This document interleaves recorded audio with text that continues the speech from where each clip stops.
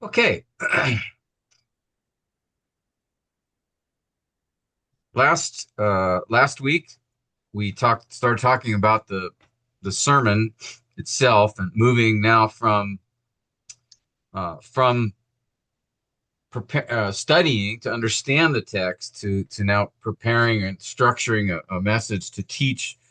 And, and even though I'm going to focus on preaching, um, the principles we talk about would apply to any sort of format, whether it's a Bible study or Sunday school class, obviously Sunday morning on the pulpit, but really uh, some of the principles we're going to talk about in communicating the text is going to be the same, you know, even in counseling. If you're one-on-one counseling and you open up the Word, you're going to want to have there'll be some principles that can apply there as well. So, um,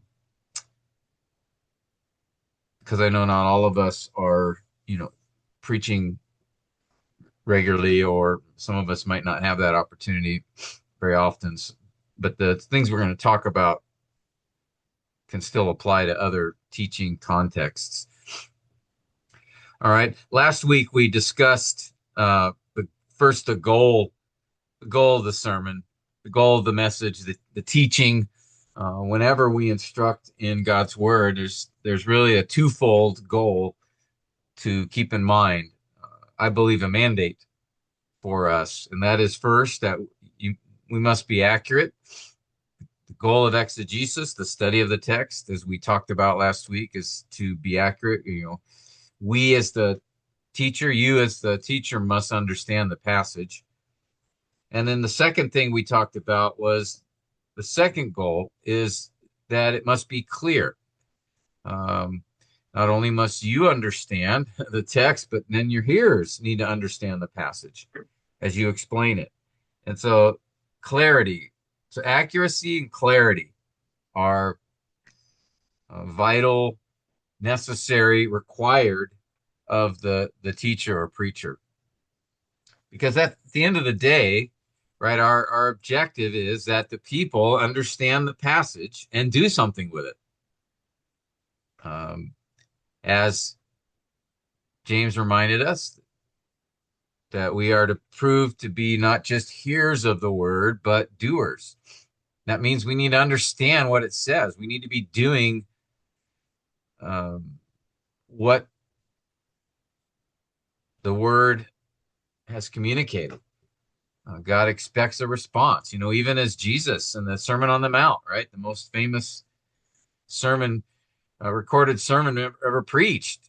What did he say at the end of the sermon? He gave that illustration of the wise man and the foolish man, right? The wise man builds his house upon the rock. Foolish man builds his house upon the sand. And what was the point of that illustration? Who was the wise man being compared to, and who was the foolish man being compared to? Do you guys remember?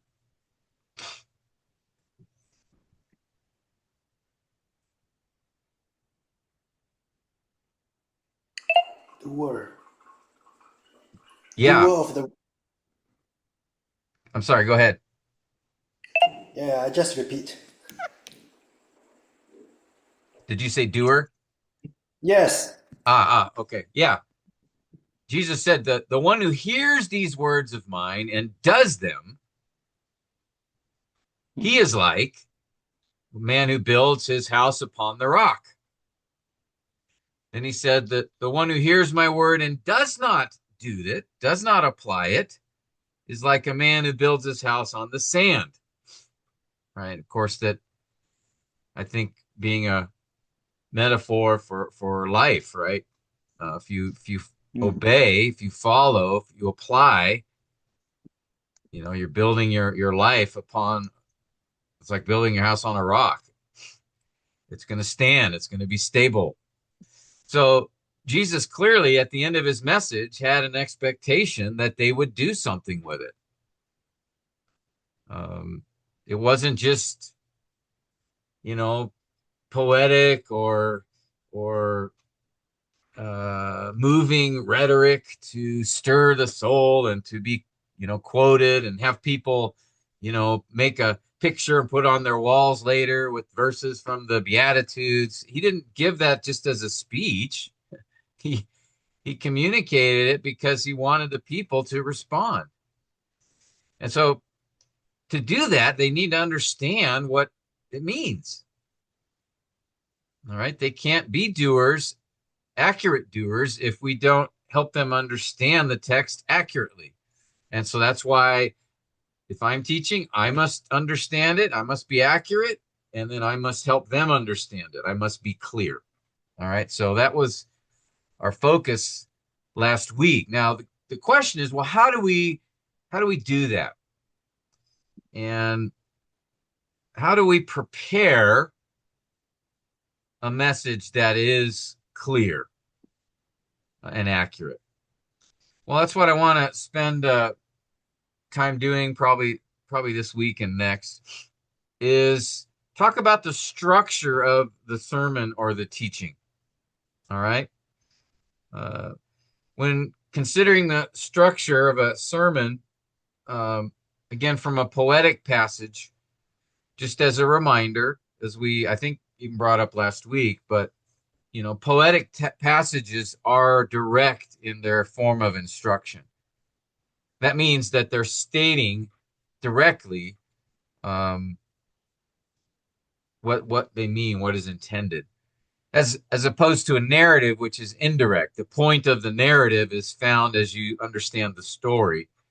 But poetry, like epistles, will make the statements more directly. And so uh, there will be some similarities then in putting together a message from a poem as from an epistle. The story is a little different.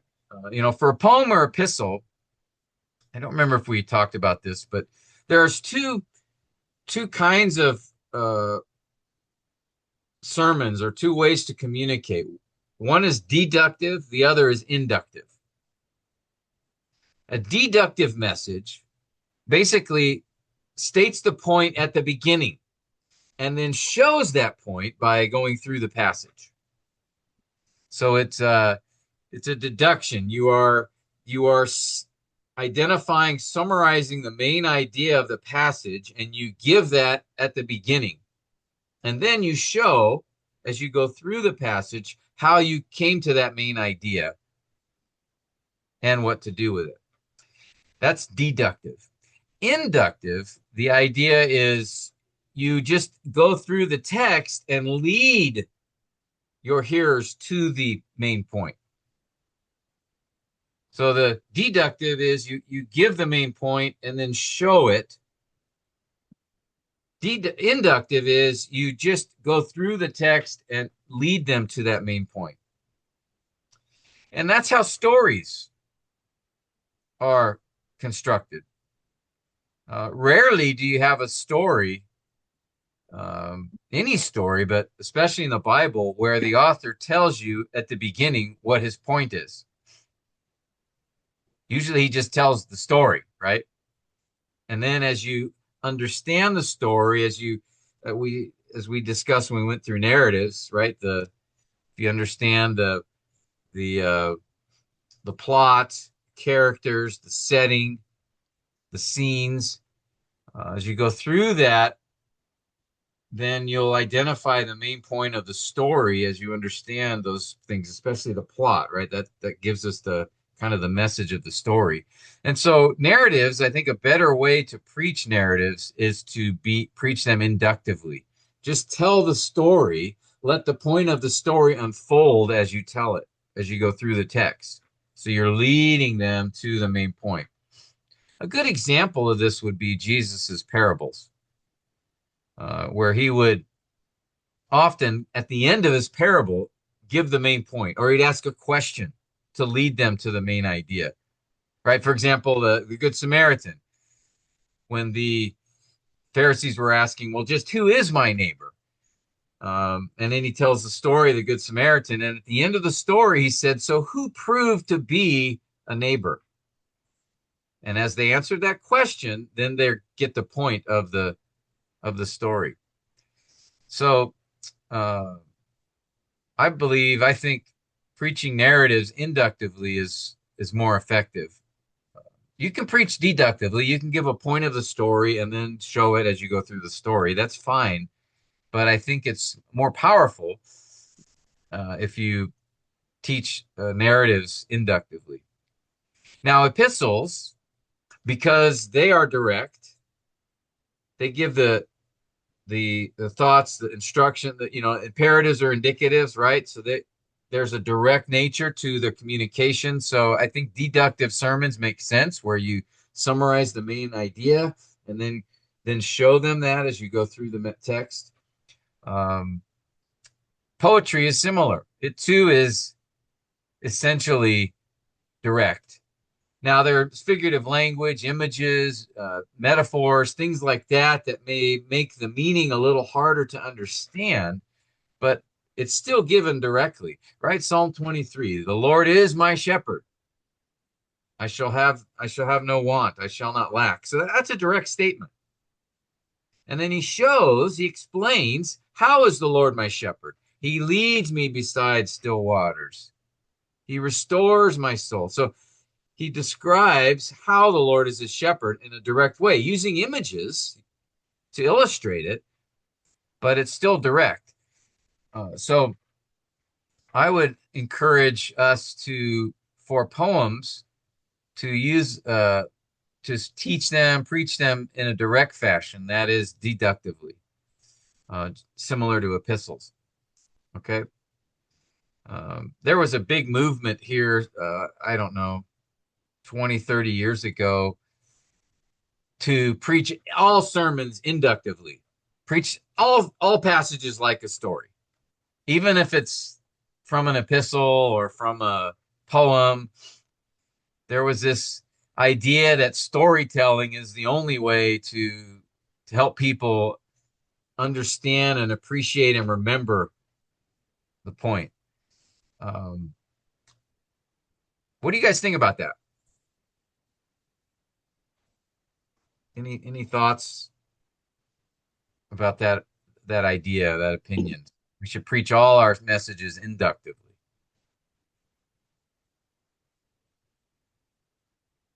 I mean, looking at poetry, because it's a different kind of genre compared to narratives and the other passages or prophecies and so on. Because it contains a lot of imagery, figurative language.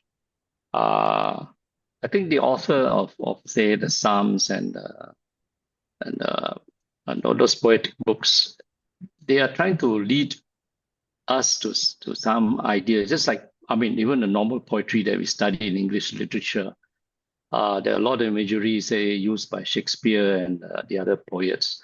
And finally, you get it when you begin to pick out, each verse or a few lines, what the poet is trying to convey. So I think the inductive method is useful.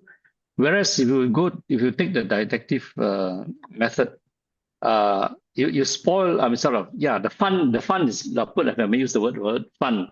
The fun is lost in trying to discover what's the message behind the poetry or the poem, and because you just say, oh, the author means this, so then you don't enjoy the poetry behind it, the imagery. You try to understand or pick out the imagery and symbolism behind it all.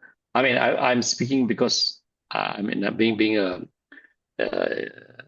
language and literature major. So that's why I appreciate this the style that we use for poetry, that it's inductive, and then you begin to pick out the idea and the message behind the poetry. Uh-huh.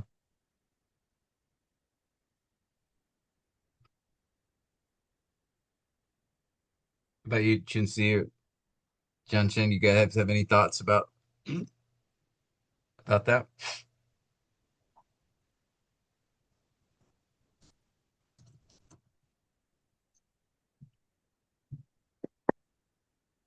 You're muted, you're choosy. Uh,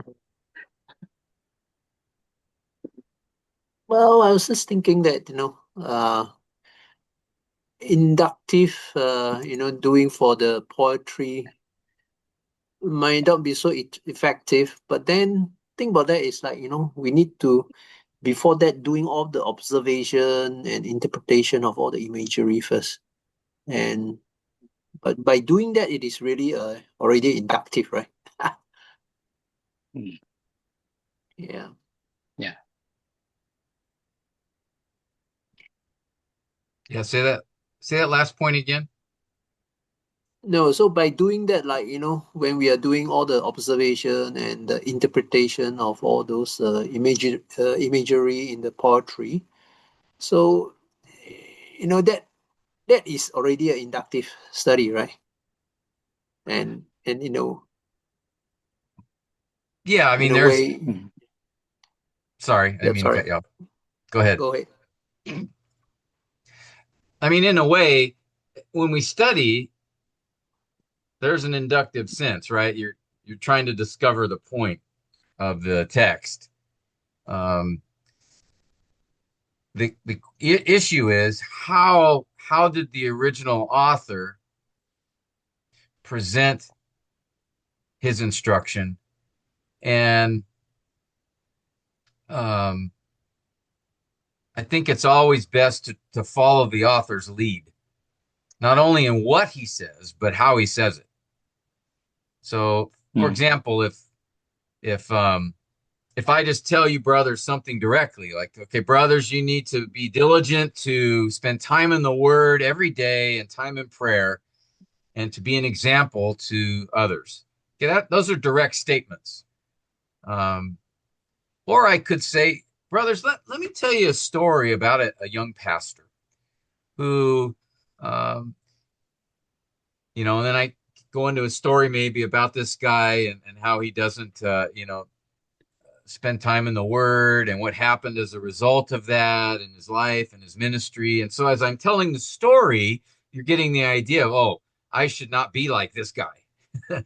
um, so I could be making the same point in a very different way.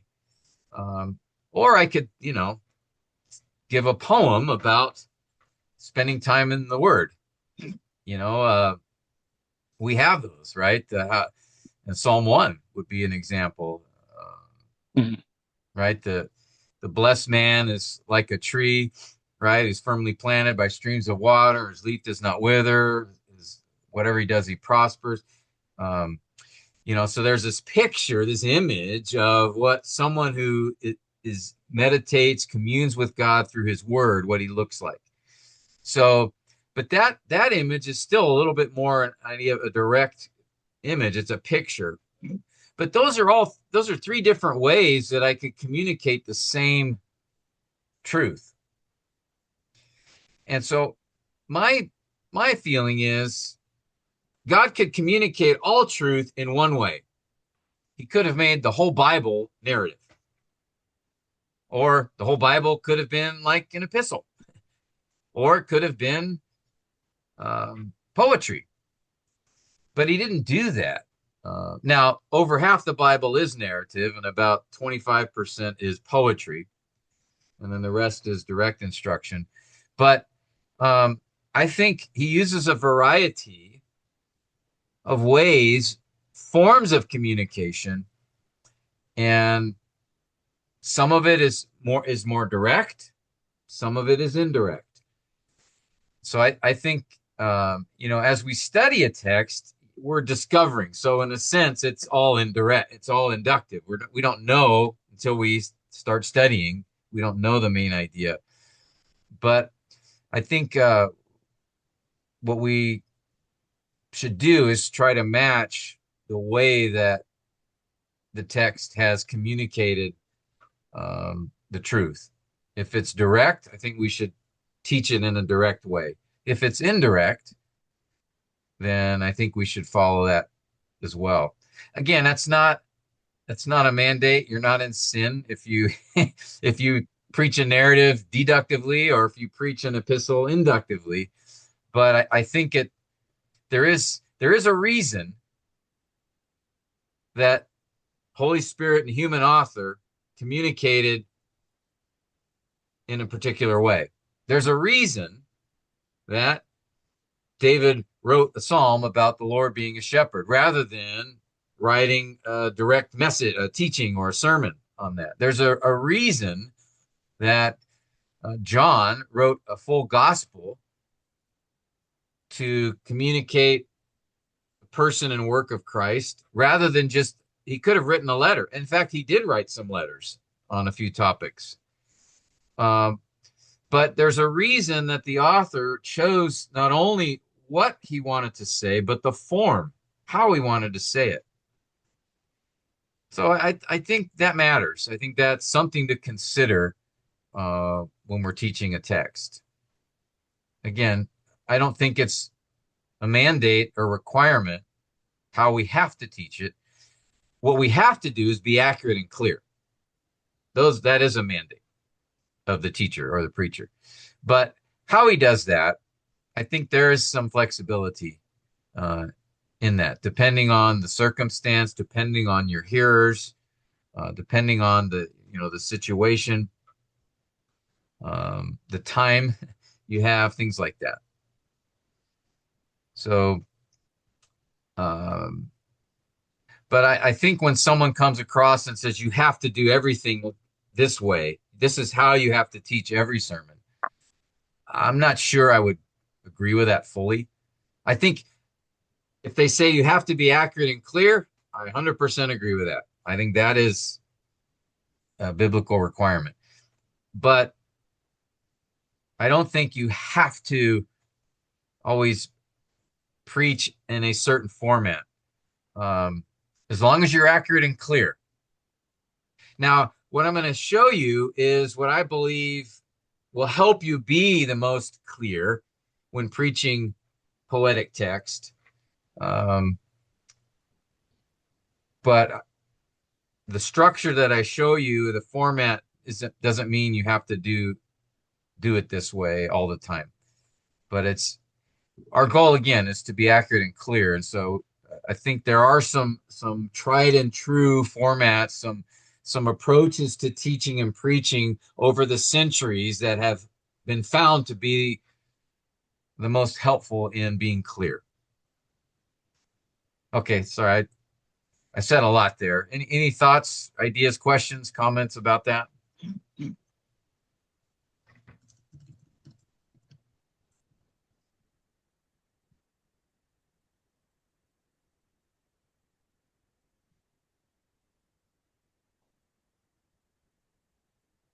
All right. Either I was clear or you just want to move on. So we'll just do that. Okay, so let's talk about the sermon. I believe a good expository sermon will have the following format. In other words, and by good expository sermon, what I mean is, again, remember, expository sermon is just the idea of explaining the meaning of the text in its context so that the hearers understand and respond. All right. So when I say a good expository sermon, what I mean by that is a message that is accurate and clear. All right. And I believe the clarity comes if there is a structure. If you just open up a passage and read it and just start talking, people will learn things from you. But it may be harder for some. It may not be as clear to some. I know guys that are like that. They'll just kind of open up a passage, they'll read it, and they'll just start talking about different words in the text, and then they'll talk about the context, and they'll give an illustration, and they'll make a point, and they could be accurate. They could be telling you, accurately what is in the passage, but sometimes those kind of guys are hard to follow because they're not following the flow of the text. They're just sort of discussing different ideas and thoughts from the passage. And so I think it is helpful for us to have a structure. It makes it easier for people to follow you Makes it easier for them to see from the text and how you get that point that you're making. Again, clarity is our goal. So I believe that having this form or structure will be helpful in achieving that goal. Having an introduction to the message. Then there's the body of the message. This is really where the outline of the text, you give the outline and go through that. I'll talk about that. And then a conclusion. All right. This is a simple way to express, I think, a expository sermon. So let's talk about the introduction. Okay. Maybe before we get that, let me get input from you guys. What do you think? So an introduction, right? You're introducing the text. What do you guys think would be, what would help make an effective, what would make an effective introduction? What would be some things you would want to include or consider to have a good or effective introduction? Any ideas? The The story. title. I'm sorry, Shulong, go ahead first. The title. You need to speak. You need to clarify what is the title. Okay, title, which will communicate the main point or the main idea, right? Yeah. Okay, good. Very important. Chin-Si, were you saying something? Yeah, I was saying probably tell a story or an issue that is concerning the audience, the congregation. For what reason? Why would we want to do that? Well, to capture their attention and also to relate it to the title and the topic that we want to convey. Okay, good. Very good. Some related questions. Okay, related questions. Again, for what purpose or what would be the reason? What kind of questions? So that they can think together with the next thing what I want to communicate. Okay, so you can get them to be thinking about the topic and its importance. Would that be?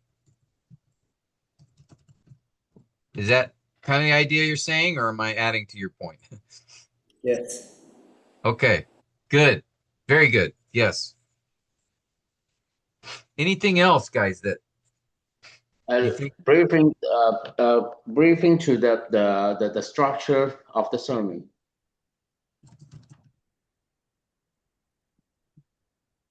Yeah, I think you said brief, right? Brief Yeah. idea. Yeah, that's important. Good.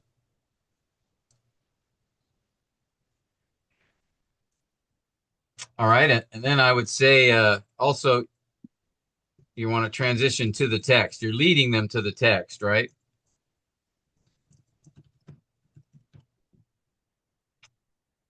All right, so let me just do this.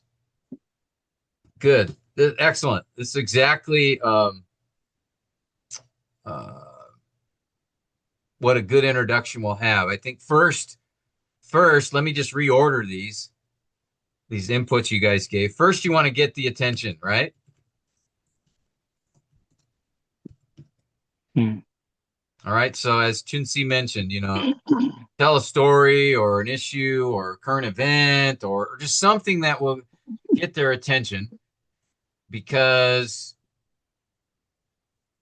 not everybody is going to be with you. Not everyone's going to, oh, Chun-Si is getting ready to speak. Okay, I'm gonna focus. Not everyone will be like that, right? Some people are distracted.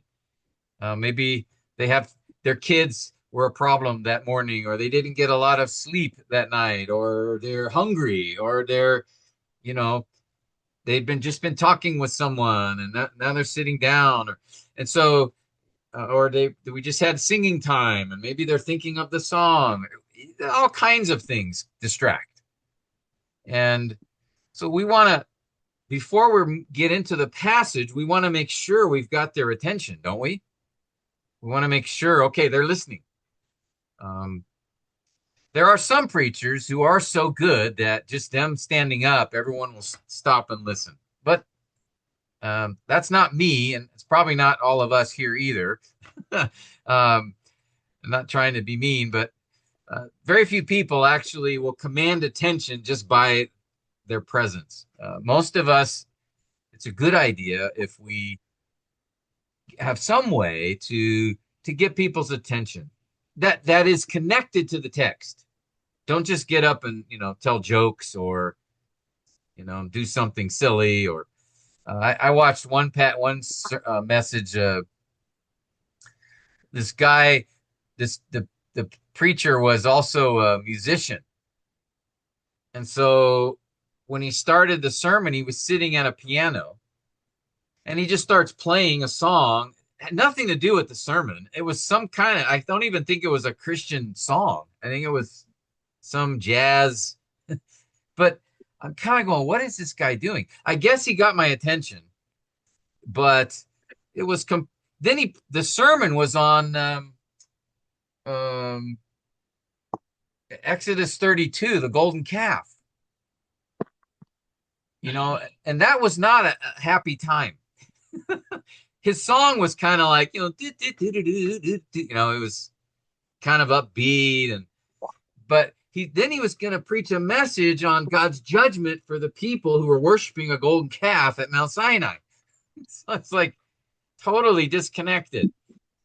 So we want to capture the attention, but there needs to be some connection or link. We want to start getting them to think about the topic we're going to cover. So I appreciate, Chun-Si, when you said that. You want to capture their attention by telling a story that's related to the topic. A How story. about Yeah, go how ahead. about like we have a PowerPoint or slides or so, would that help? Yes, some use PowerPoint and slides. That can get the attention as well. I I tend not to use those things because I think visual aids, it's a different part of the brain that's engaged when you do something visually. So again, I'm not saying it's wrong to do or you shouldn't do it.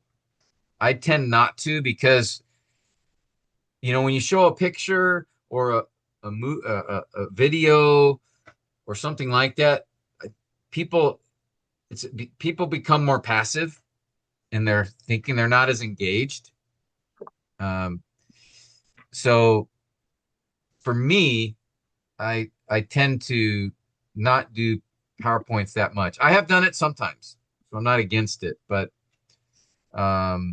yeah, maybe on occasion, if you want to do something, you show a picture and what does this picture remind you of, or what do you think about when you see this picture? Um, that can be a way it'll get their attention, and then as long as you're leading them to the topic of the text. But I wouldn't make that a regular thing myself, nor would I tend to use them very often in the sermon, just because, like I said, it can. Uh, I think it can lead to more passivity in the hearers. That's an opinion of mine, but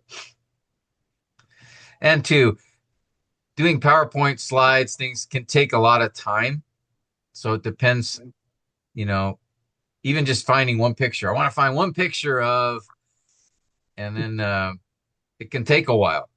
And so, is it worth that time investment uh, to do? So you just have to, weigh these things, consider them. Do you use PowerPoint regularly, or just what's your? Yeah, regularly, almost every time. Yeah, and that's fine. I'm not criticizing.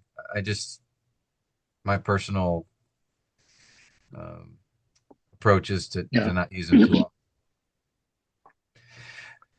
Plus, two, I want it's kind of like when we show a verse too, when put it up front rather than have them actively, look for it in their Bibles.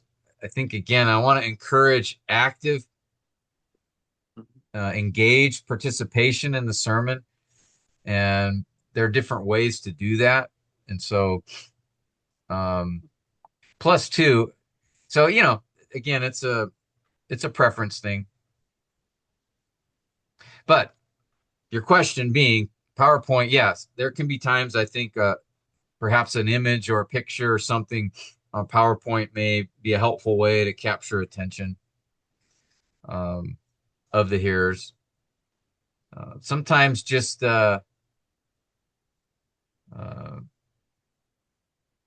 giving a quote or telling a poem or something like that can be as well. But usually stories, personal stories, or discussing current events or some historical event, normally those are effective ways to get attention, especially personal stories. People always are interested in if you get up and start talking about something you've experienced or saw or uh,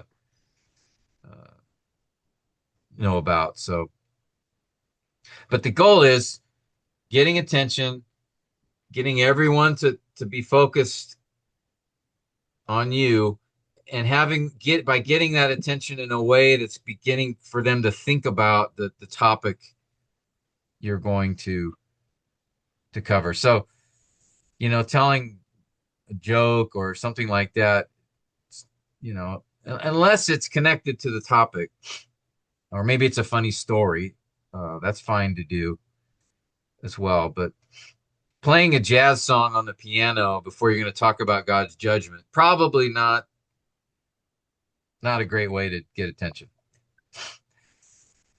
So keep in mind, because as you're doing it, when you begin to open your mouth, you're immediately starting to set a tone, a mood, an atmosphere. We would call it a vibe. You're starting to. So if you get up and you're all happy and kind of joking and stuff, you're setting that kind of a tone, and that may be okay depending on the text, or if you're somber, quiet, sober, slow, that sets a tone as well. So keep that in mind. What is the tone of the passage, and am I properly setting that tone as I begin the message? If you're preaching on a psalm of lament, I don't think you're going to get up and just be kind of carefree and joking. You might be more of, you're going to be more, I think, reflective, more sober, generally, right? So keep that in mind as well when you think about how am I introducing this text. I'm not only introducing the topic, I'm introducing a tone.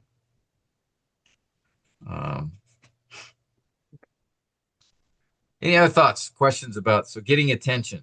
I think that's the first objective of your introduction. How long should it be? The introduction as a whole. Yeah. My sorry, go ahead. No, ideal. The ideal time. I think again for me, this is my opinion.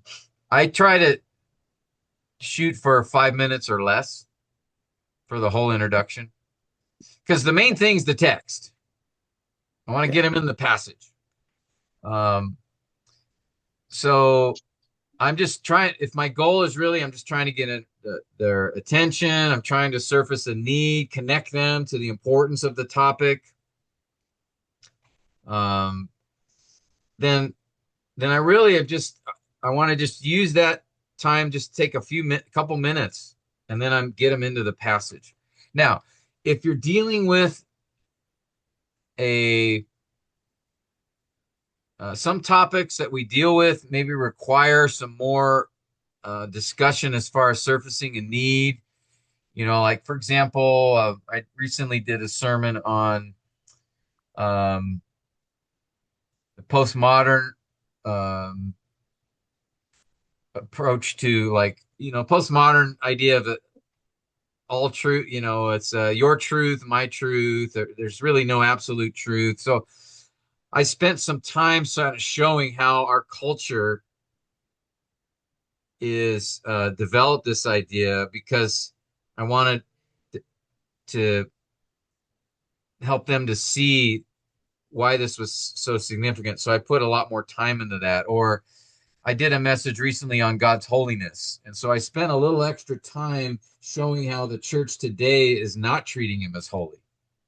And because I felt like it was important that people understand the seriousness of this issue. So sometimes, or if you're introducing a book, if it's your first message from a particular book of the Bible, you may want to take a little more time in introducing the setting and all of that as well. So, but generally speaking, my desire is less than 5 minutes in the introduction. Even if the sermon's like 45 minutes or 50 minutes or an hour, I still keep this introduction short, because I want to spend most of my time in the passage, not introducing the passage. So that's my opinion. What do you think about that? You guys have any thoughts? Yeah, I would I normally keep it within 5 minutes or less, because as I said, remember at our preaching seminar, I said it's just an attention getter, just to hook the attention of the hearers, get them bait them to listen to you and to wait for what's coming on. So that you do it in 5 minutes. If you can't get their attention within that period of time, you've actually lost them too. They said that the first 20 seconds are so important in public speaking. So if you can't capture them within the first 20 seconds, then you're going to have a tough time. And to preach or tell a story or give a speech. Yeah, that's right. So yeah, I think that matters here. That first part, as you begin to speak, you just want to get their attention, get them focused, so that you have that attention when you get to Yeah. the text. Because again, my whole goal in the introduction is lead them to the passage. Yeah, If I were to that's right. summarize why an introduction, well, I want to lead them to the passage. Well, how can I do that effectively? Well, one, get their attention. Two, help them see the importance of the topic. So surface the need. How does it relate to them? A couple of you guys mentioned that. I think that's important. Um, why should I listen to this? How is this going to help me? That can help get their attention as well and get them. So, and then as John Cheng mentioned, asking questions is a great way to engage them. So, have you ever thought about, I know it's important that I read the Bible every day, but have you ever had days where you just didn't want to, or days where you just didn't feel like it, or you're reading something and it's so hard to understand that you just don't want to bother, So I ask a few questions that would relate to people. Say, yeah, there's some days I don't want to read the Bible. So how should we respond to that? We know we're supposed to read the Bible. We know we're supposed to spend time studying it, but what do we do when we don't feel like it? So I'm surfacing a need. I'm trying to connect. So today we're going to see from Psalm 1. We're going to find three motivations that are going to help us to want to spend time in the Word. And so, oh, okay, he's going to show me from this passage something that'll help me want to read the Bible. All right. And so I want to get them to that point where I've introduced the topic, or I've surfaced the need, help them to see. And sometimes even one question is enough, or one statement. You don't have to go into a long, how many of you really want to have a desire to read your Bible every day? Well, let's look at Psalm 1. We're going to see how the psalmist is going to help us. That's one question. That even could be my introduction. I might be able to get their attention with that. So gaining their attention, surfacing a need, and then get to the text. That's kind of and I know when we got together and preached some sermons with one another, one thing I noticed with some is guys that were basically bringing in the body of the sermon into the introduction. So they just start talking about what's in the text and explaining it. But you're going to do that soon. For the introduction, you don't need to do all of that. The only thing you need to do is gain the attention, surface the need, read the text, and then state the main point. Or Shulong said the title, the main idea. What is this passage? If I were to state it in a short sentence, what is that main idea? So those are the four things you want to do: get attention, surface the need, transition to this text, state the main point. Okay. And I like to follow that order, because now some guys will read the passage at the beginning. They get up and say, okay, today we're going to be looking at Psalm 1. So please turn your Bibles to Psalm 1, and then you read it. I tend not to do that, because I may not have all the attention of everybody. And what the most important part of your introduction is reading the passage. That's the most important part, right? Because it's all about the text.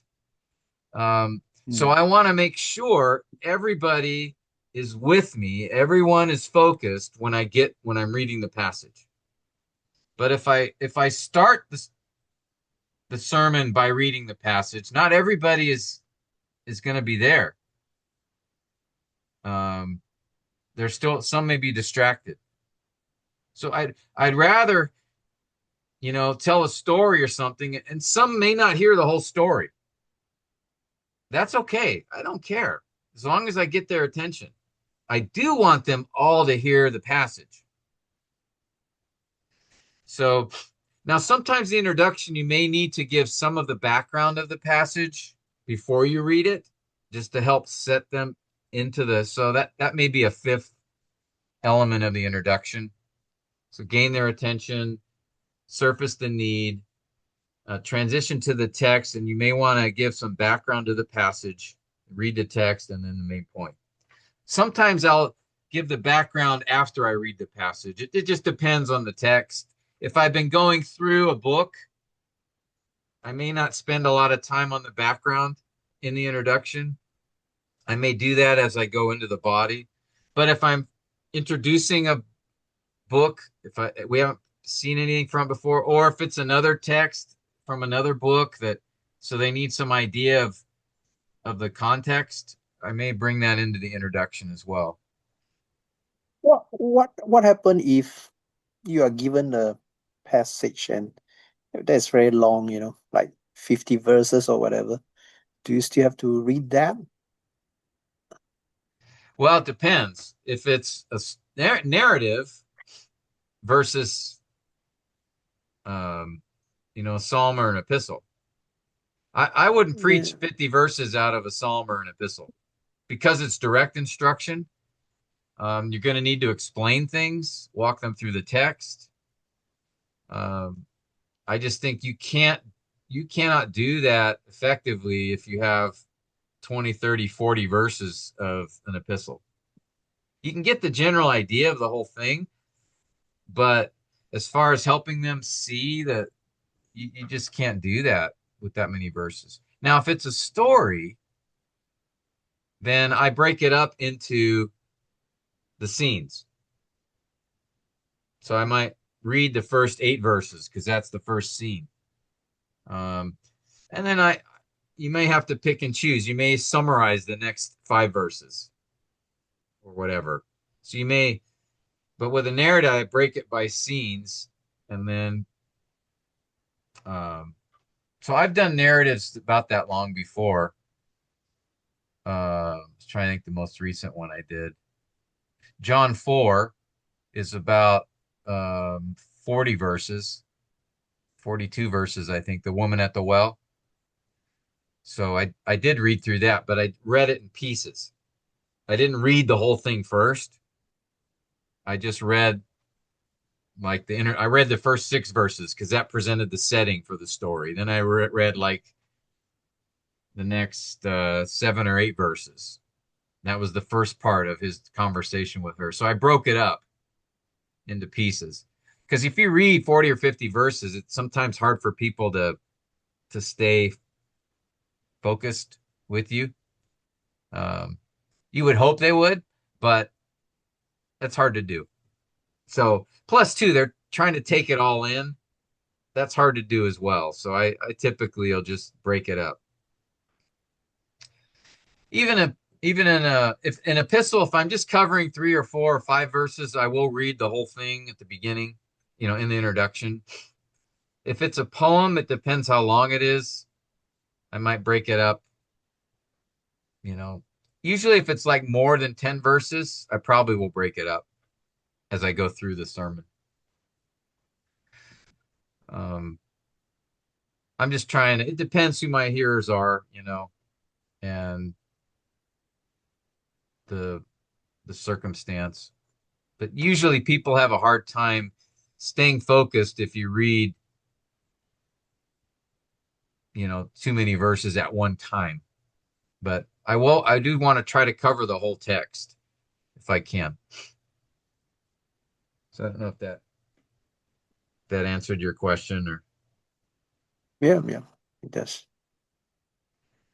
What happened also, like, I mean, just bringing a real example. What we say is like the introduction is to capture the attention of the hearer, and in my experience is that yes, I capture their attention, for the first 5 minutes, and after that, as we go into the text and the exegesis and so on, then you can see that some of them start dozing off, their mouth wide open, and they it is always like that,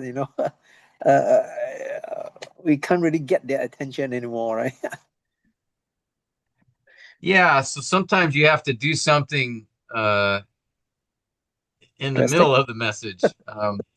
Usually, that's where an illustration can be helpful to kind of get them back. Or, a lot of times if we don't change in our delivery, like if we don't change our volume or our speed or our pace, our intonation, um,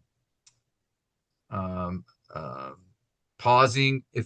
If we don't vary our speech, people can kind of get lulled to sleep as well. So sometimes just changing how you're speaking can help.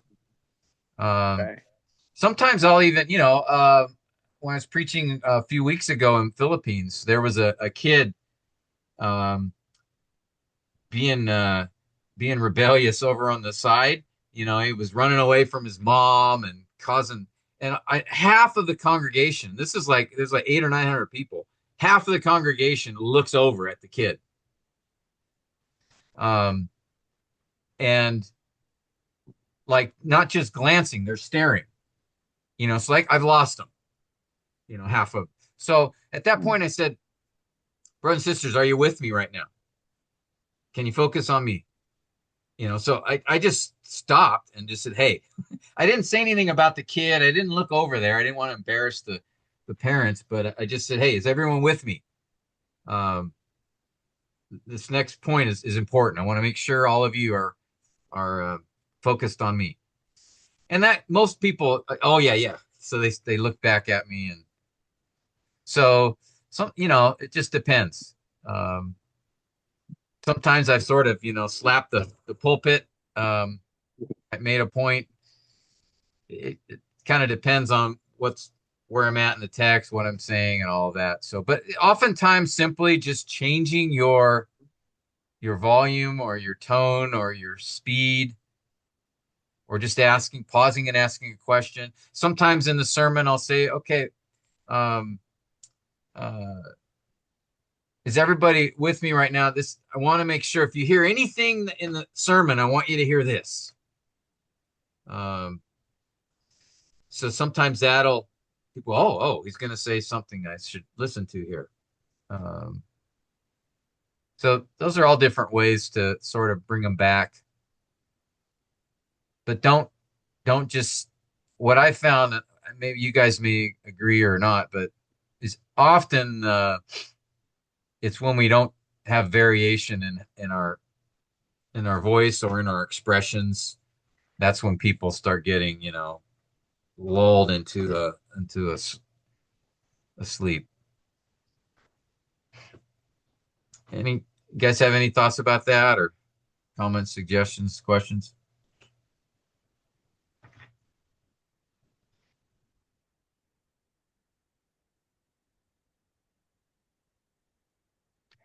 Okay, well that's the introduction. So we'll have to go to the body of the text next week. But introductions are important. Like I said, they not just in getting people focused, but setting a tone, getting them connected to the text. So we should give some time and consideration for that. Don't just jump to reading the passage and start. You want to get people. My desire in teaching preaching is that there be an active participation, and when it's a sermon and when it's one way, that's a little harder to do. Helping them be active.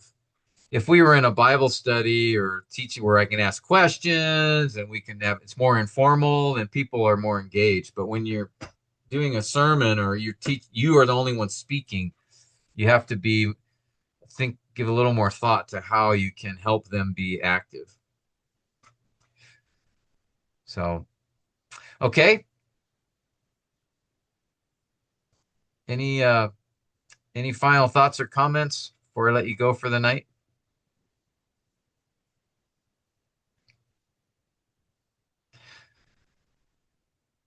All right. So the introduction: gain the attention of your hearers, surface the need, give some background to the text if you think that's important. Read the text, state the main point. All right.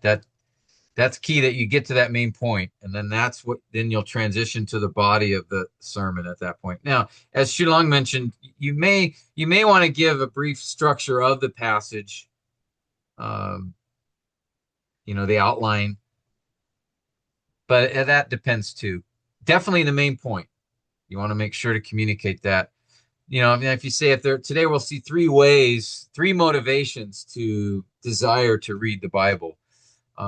You may give them the three up front. That's fine. But I typically will just say the first motivation is, and I'll just do the first one and then go into the body of the sermon.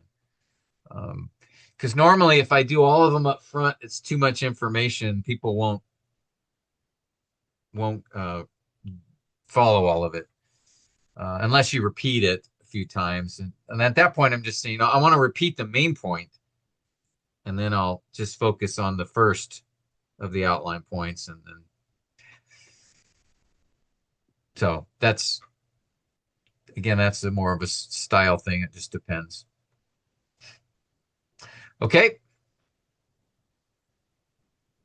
All right. Well, let me ask Shulong if you could close us in prayer.